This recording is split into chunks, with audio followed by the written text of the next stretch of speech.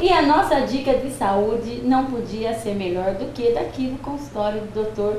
José Benedito. É José Benedito, né, doutor? Isso, José Boa Benedito. tarde. Boa tarde, Solange. Boa tarde, espectadores. Eu queria até comentar que a última vez que eu conversei com o doutor, ele deu umas dicas aqui, ó, sensacional, viu, doutor?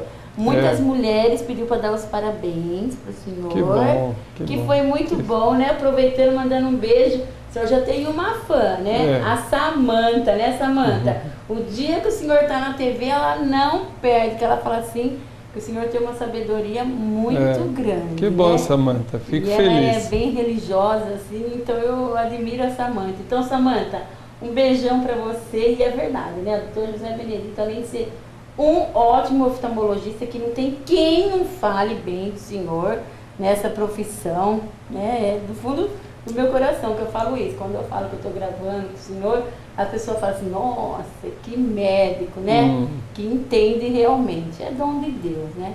E agora que nem a Samanta disse assim, olha, ele não é só médico, não, ele é um pastor, porque ele tem a autoridade na hora que fala. Isso é muito importante, viu, doutora? Vem de Deus, né? Não vem de mim, não. Não, é verdade. De Deus, Eu tenho um chamado tardio para essa missão, né?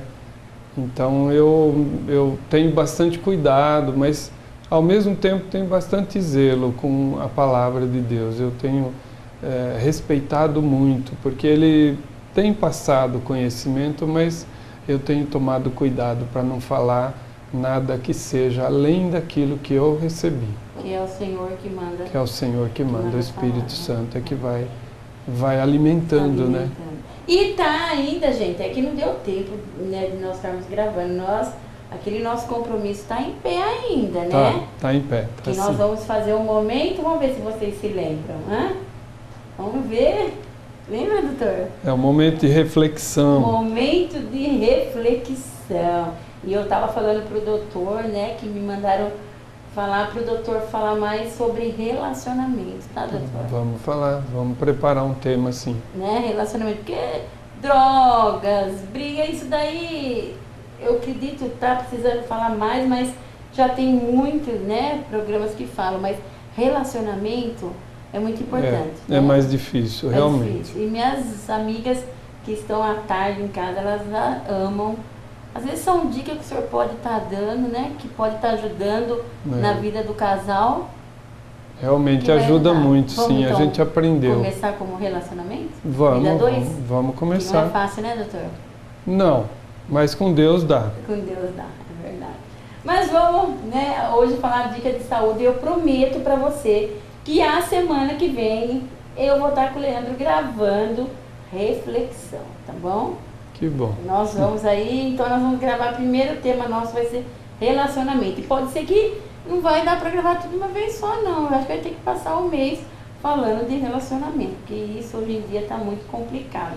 E que nem o doutor disse, é somente Deus mesmo que consegue, né, falar através do homem aquilo que entra no nosso coração, né? Mas, doutor, falando de saúde, oftalmologista, eu queria perguntar algo para o senhor que isso me deixa assim muito na dúvida, né? A pessoa perde a visão, mas perde a visão assim, né? Eu já tive casos de amigos que, em consequência de um acidente, ou de antigamente falava rojão, né? Que estourou perto do rosto, acabou perdendo o olho, sabe? Um acidente assim, que seja de carro, do que acontecer, não uma doença, né? Essa pessoa tem como realizar um implante, assim, um implante que eu digo, dela voltar a enxergar, doutor? Bom, vamos tentar didaticamente, né, explicar para os telespectadores do programa Convívio. Boa tarde a todos. Eu espero que a resposta fique a contento. Mas assim, vamos dividir. Os acidentes com fogos de artifício são bastante comuns. Estão se tornando menos frequentes por causa da legislação, um rigor maior na venda e o acesso de meninos, crianças, adolescentes aos fogos de artifício tem sido diminuídos e os acidentes consequentemente também. Mas nós temos, como a Solange disse, na nossa clínica diária, e um amigo dela também, um acidente perdendo a visão, perdendo o olho, né, com a explosão. E esse paciente pode, com certeza, até ter esteticamente restaurada a parte facial dele, o visual do olho, mas a parte da visão, infelizmente, a medicina não consegue, porque a sequela que o acidente, que a explosão provoca no órgão dos sentidos, mais importante, que é o olho, é sensorial. Ela atinge o nervo óptico, atinge a retina, partes que não se regeneram, são chamados órgãos nobres, órgãos que não têm recuperação. Então, a visão, quando uma pessoa perde por causa de acidente, especialmente, particularmente com fogos de artifício, ela é definitiva, infelizmente, Solange. Não tem como mesmo. E não tem como. O senhor acredita que a medicina não vai chegar uma época aí que... também a gente nunca sabe, né, doutor? Hoje... o órgão do sentido, hoje a gente não tem, mas há uma grande pesquisa em relação às células-tronco.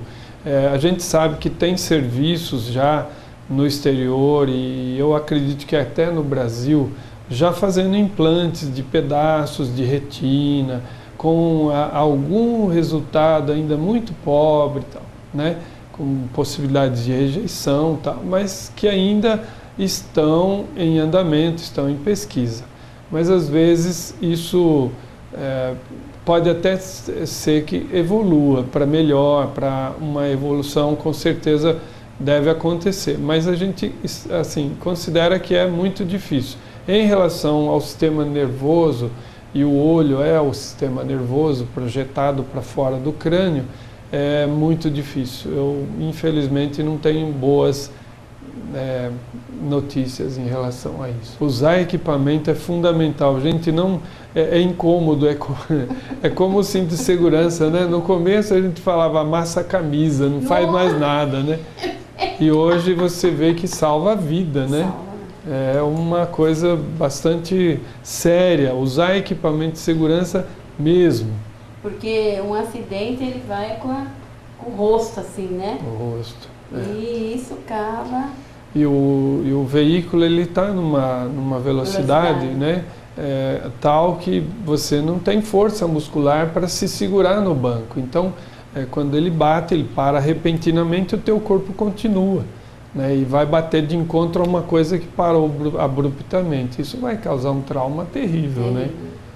Então, equipamento de segurança, porque depois que aconteceu, que nem o doutor falou, a única coisa que pode fazer é a estética, porque voltar a enxergar, né, doutor? Não tem ainda. Não tem como, né? Infelizmente. Infelizmente. Doutor, outra pergunta que nos fizeram. Cisco no olho, né? Às vezes não cisco, eu falo assim, até cílios, né? A mulher tá dentro do olho, como tirar um cisco do olho, um pelinho que está dentro do olho? Então, a melhor forma é jamais esfregar os olhos. Isso é um hábito nocivo e ninguém deve fazer isso aí.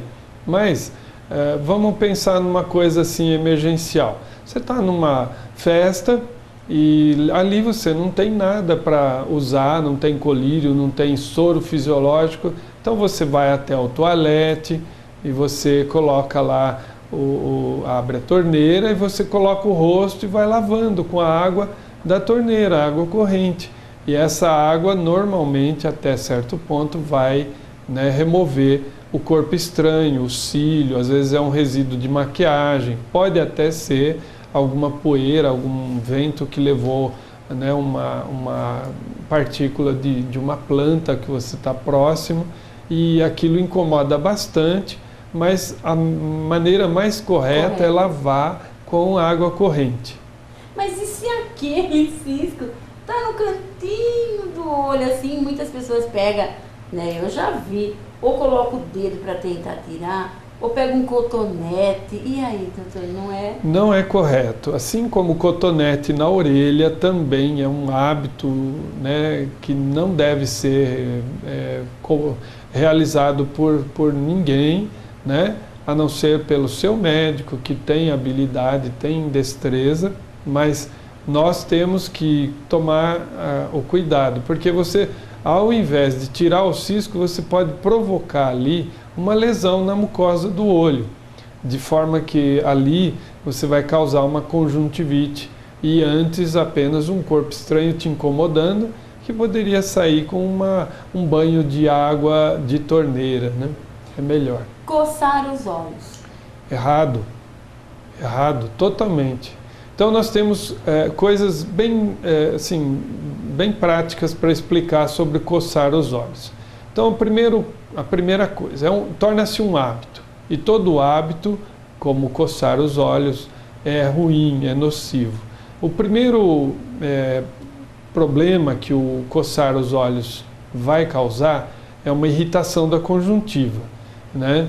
Você pode misturar aquela bactéria, aquele fungo, aquela substância que está no suor da sua mão, debaixo da sua unha, e inocular essas bactérias, esses fungos que estão no tecido do seu corpo, no suor da sua mão, né?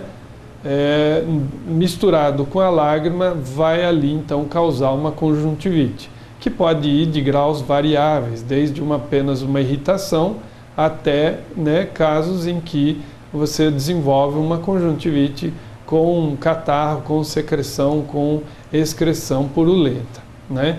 Pode haver também, por repetição, conjuntivites do tipo que forma uma bexiga, a gente chama de conjuntivite atópica aguda. Então aí você vê que o branco do olho vira uma bexiga, forma-se uma bolsa, parece que cheia de água. Aquilo ali é o aumento da permeabilidade vascular causada pelo trauma e também pelas substâncias que entraram em contato com a tua lágrima, né? Podemos ter piores casos, podemos ter edema de pálpebra, podemos ter traumas de córnea, né? Pessoas que às vezes coçam com tanta força que acaba lesando o epitélio da córnea, causando ceratites, o que causa bastante dor, né? E finalmente o hábito de esfregar.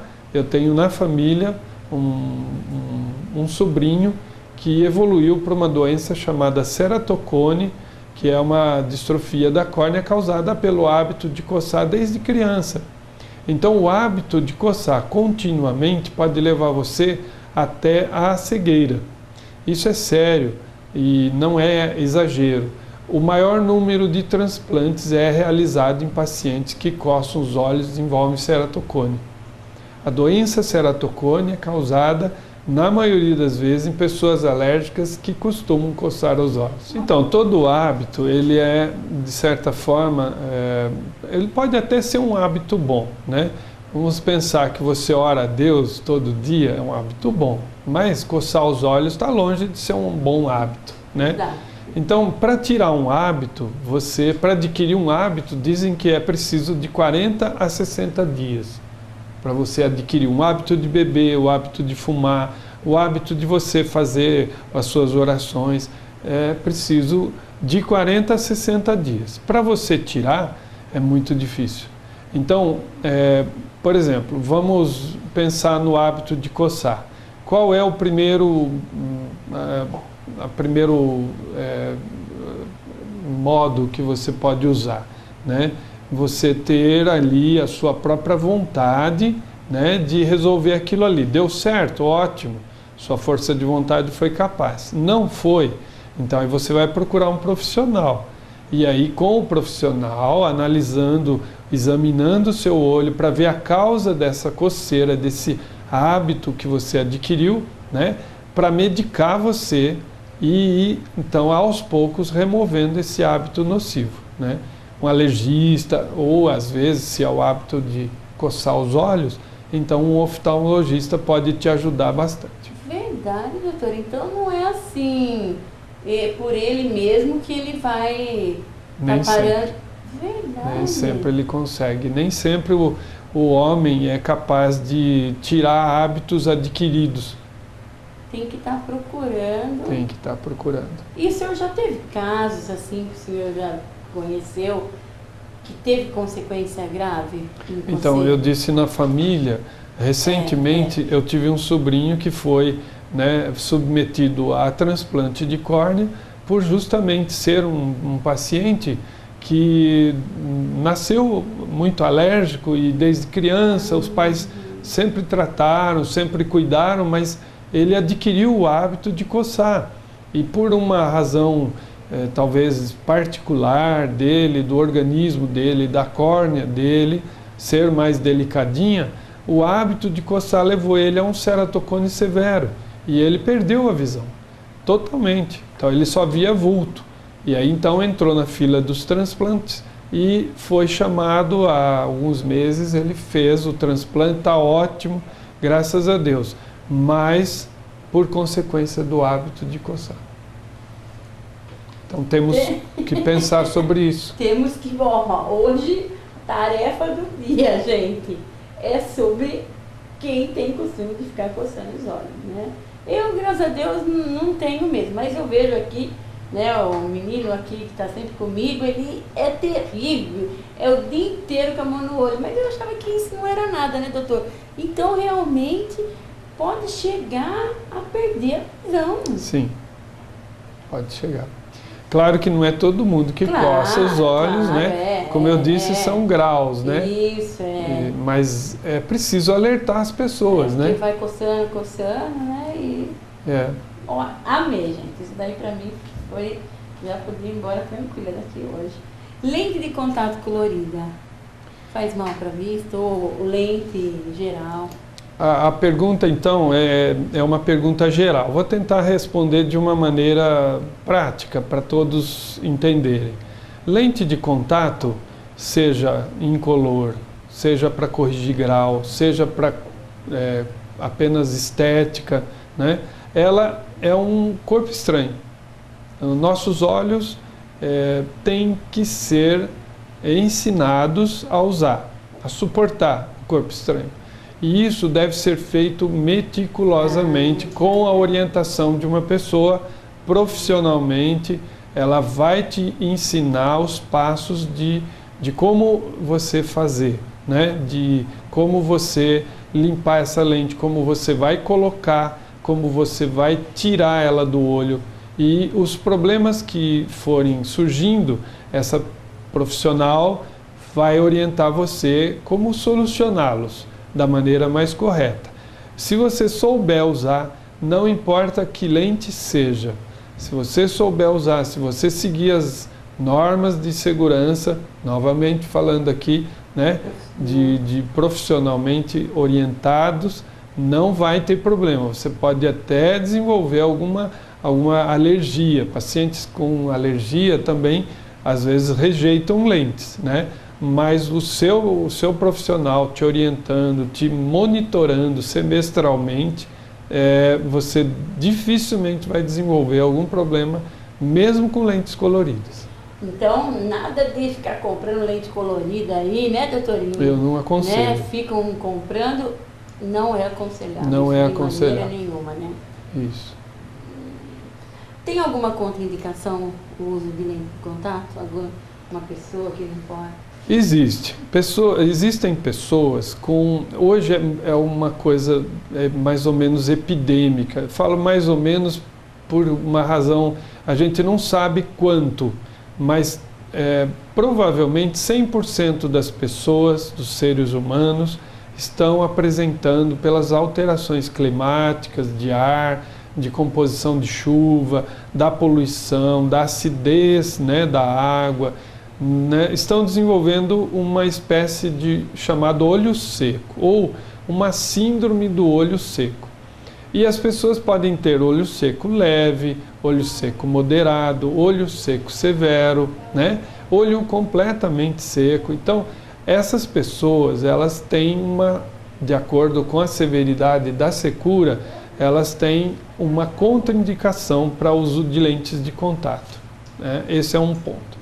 O segundo seria as pessoas que são que tem conjuntivite crônica, ou conjuntivites alérgicas, né, com frequência, né? Então, um paciente que tem rinite alérgica, que vive com o olho irritado, com o olho cheio de uma secreção de anticorpos, essa pessoa dificilmente ela vai ter uma adaptação confortável.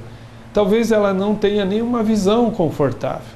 Então, para ela vai ser um pouco de um sofrimento, ela às vezes vai até querer, ter vontade de usar, mas ela vai sofrer com o uso de lente de contato. Então, cabe ao profissional dela avaliar, mas é uma das coisas mais difíceis adaptar a lente de contato em pacientes que têm alergia. A terceira classe, seriam pacientes que têm doenças na córnea, né?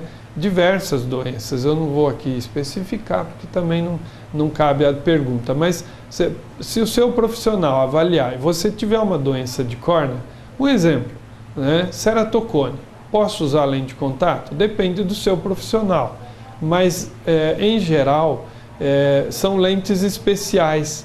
Então, às vezes eu vejo pacientes que vão até óticas, farmácias e até lojas de produtos importados e compram lentes aleatoriamente, coloca no olho. E aí não consegue boa visão, não consegue enxergar direito, vivem com o olho cheio de secreção e procuram então depois o profissional, o oftalmo.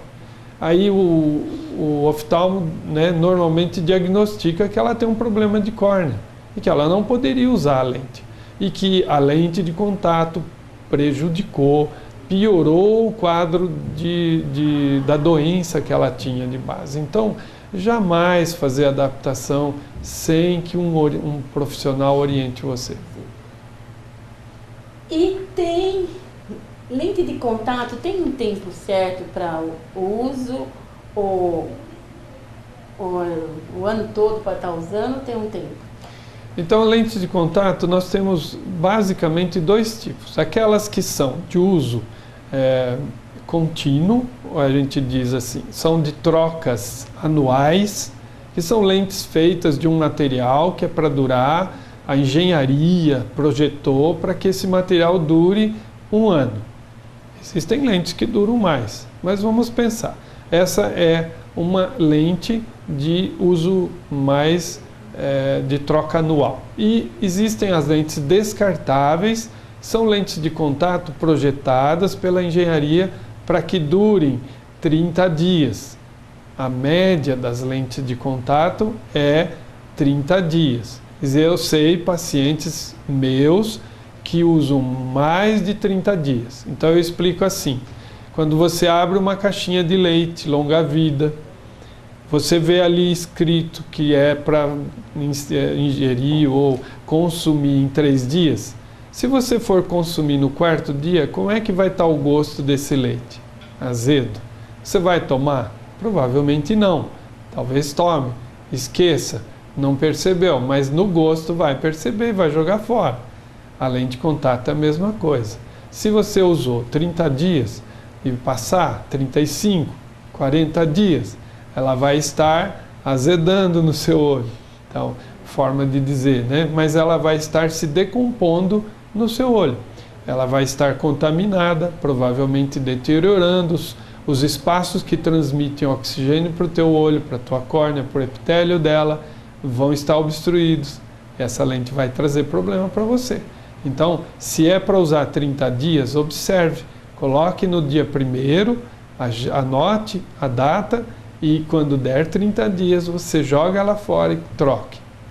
Existem lentes também de uso diário, para pacientes que são executivos, vivem em avião, vivem viajando, né? Representantes comerciais, executivos de altas. Nós temos pacientes que viajam bastante, até para o exterior. Então são receitadas lentes de uso diário.